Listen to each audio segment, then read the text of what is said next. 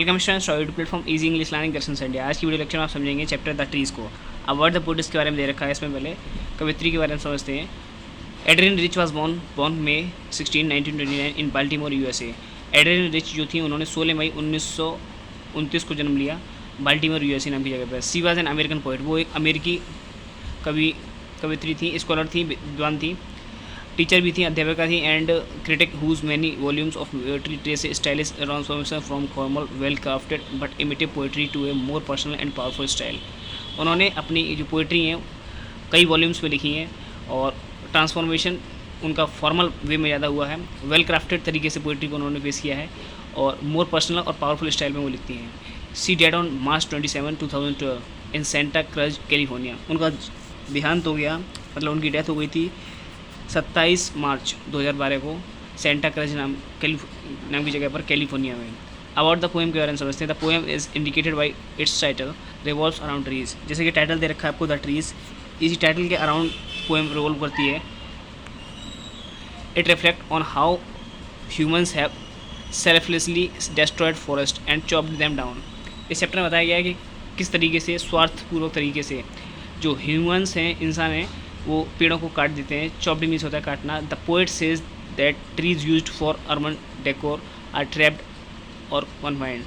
इसमें ये भी बताया गया है कि किस तरीके से अर्बन सेक्टर में, मतलब शहरी इलाकों में ट्रीज़ को डेकोरेशन करने के लिए यूज़ किया जाता है, और लेकिन वो नकली ट्री होते हैं। Humans have imprisoned trees within their homes to meet their needs. The process argues that they belong to in the forest, so keeping them indoors as an unlawful act. इससे बताया गया है कि पेड़ जो हैं उनकी असली जगह फॉरेस्ट में होती है, उनको अपने घर के अंदर कैद करना एक अनलॉफुल एक्ट है, एक बेकार सा कानून है। The poem highlighted how everyone desires freedom and advises us to honour nature's law instead of trying to control them as it is essential for the development and wellbeing. Poem में बताया गया है, पोएम में ये चीज़ highlight की गई है कि किस तरीके से इंसान अपनी इच्छाओं के अनुसार उनकी आज़ादी छीन लेता है। पेड़ों की जो नेचर में लॉज बनाए गए हैं उनको कंट्रोल करने की यूज़ करता है।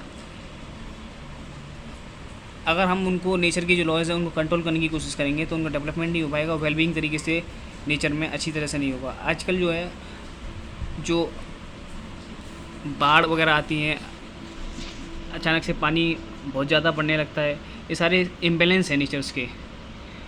इंसान पेड़ों को काटता जाता है, इसी वजह से इम्बैलेंस क्रिएट होता है नेचर में और उसकी वजह से तबाही आती है। Can there be a forest without trees. इसमें बोला गया है क्या बिना ट्री के, बिना पेड़ों के फॉरेस्ट, कोई जंगल हो सकता है। Where are the trees in this poem and where do they go. इसमें बताया गया है इस पोएम में पता चलेगा ट्रीज़ कहाँ हैं और कहाँ में चले गए, कहाँ चले जाते हैं। The trees inside are moving out into the forest. The forest that was empty all these days, where no birds could sit, no insect hide, no sun bury its feet in shadow.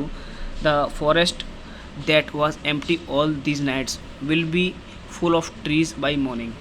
It means students, कवित्री कहती है कि जंगल ही पेड़ों का वास्तविक घर होता है।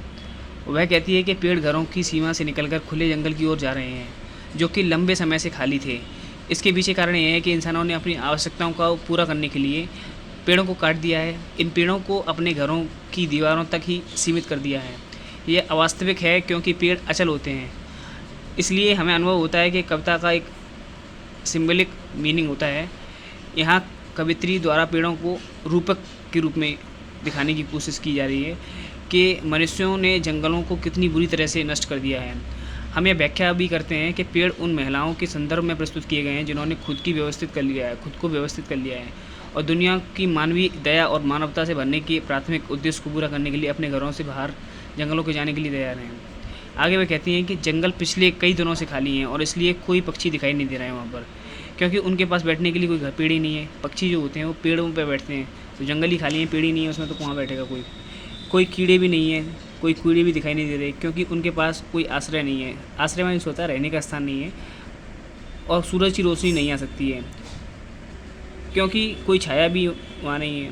मानवता का जंगल बहुत दिनों से खाली पड़ा है, हालांकि अब जब पेड़ चलने लगे हैं तो खाली जंगल अगली सुबह तक तेज़ रोशनी से भर जाएंगे। मतलब कहने का मतलब ये है, इसमें पेड़ किसी इंसान के घर में है तो पोइटेस जो हैं इसमें वो इमेजिन कर रही हैं कि पेड़, जो घर पे पेड़ लगे हुए हैं वो निकल के जंगलों की तरफ जा रहे हैं।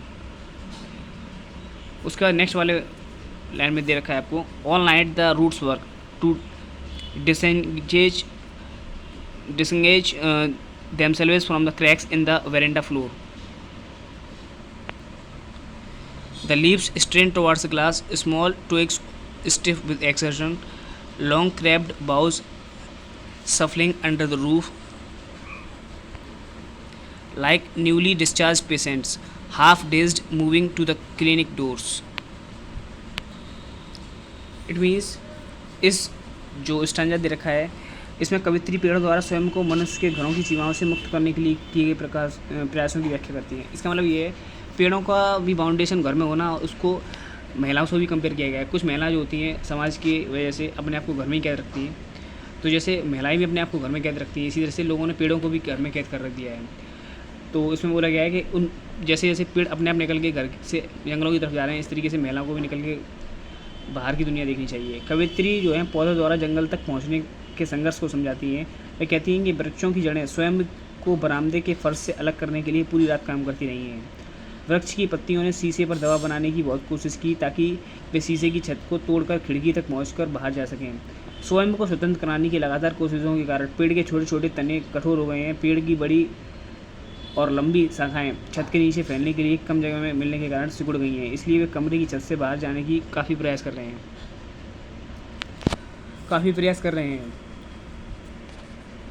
दूसरे शब्दों में हम कह सकते हैं कि वृक्ष परिवर्तन के लिए उत्सुक हैं और उनके प्रयास की तुलना अस्पताल में हाल ही में छुट्टी पाने वाले मरीजों से की जा सकती है। जैसे अस्पताल से मरीज छुट्टी लेता है ना, इस तरीके से पेड़ भी छुट्टी ले रहे हैं बंदिशों से। शायद इसलिए वे आधे होश में हैं और वे किसी दवा के प्रभाव में हैं। वे अस्थिर हैं लेकिन अस्पताल छोड़ने की जल्दी में हैं। अस्पताल के दरवाजे तक जाते समय वे थोड़े भ्रमित हो जाते हैं क्योंकि उन्हें विश्वास नहीं हो रहा है कि जंगल में अपने वास्तविक घर में वापस आ रहे हैं। I sit inside, doors open to the veranda, writing long letters in which I scarcely mention the departure of the forest from the house. The night is fresh, the whole moon shines in a sky still open. The smell of leaves and lichen still reaches like a voice into the rooms.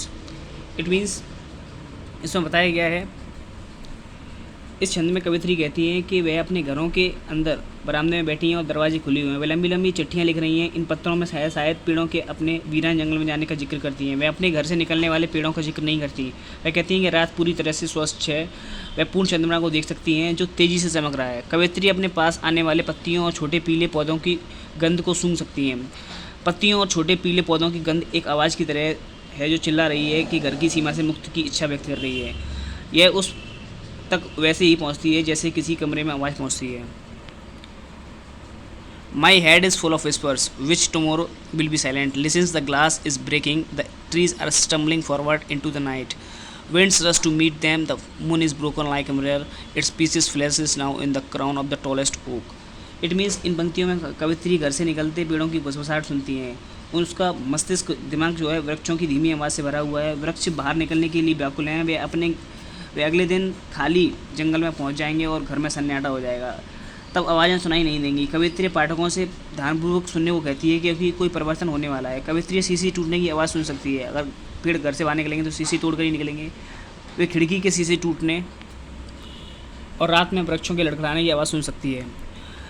पेड़ तेज़ी से चलते हुए प्रतीत होते हैं जिसके कारण वे एक दूसरे पर गिरते हुए प्रतीत होते हैं। बाहर तेज़ हवा चल रही है। वृक्षों को लगता है कि हवा तेज चल रही है क्योंकि वे जल्द ही उनसे मिलना चाहती है। चंद्रमा एक दर्पण की तरह है और ऐसा प्रतीत होता है कि टुकड़ों में टूट गया है क्योंकि ओक के पेड़ की छाया चंद्रमा के कई टुकड़ों में विभाजित कर देती है, मतलब डिवाइड कर देती है। पेड़ इतने ऊंचे हैं कि चांद को शीशे की तरह टुकड़ों में तोड़ देते हैं। अब चंद्रमा ओक के पेड़ के सिर पर एक मुकुट की तरह दिखता है। तो स्टूडेंट्स, इस तरीके की स्टोरी है। इसमें ओवरऑल ये बताया गया है कि किस तरीके से जो घरों के अंदर पेड़ उगाए जाते हैं वो निकल के अपने जंगलों में वापस जा रहे हैं। इंसान जंगल को खाली कर करके वहाँ पर बिल्डिंग वगैरह बना देता है और पेड़ों को अपने घर में पौधे की तरह लगा देता है। अब वो कवित्री के माइंड के अकॉर्डिंग पेड़ घर से निकल के जंगलों में जा रहे हैं। That's all about this chapter. Thanks for visiting easy English learning questions and YouTube platform.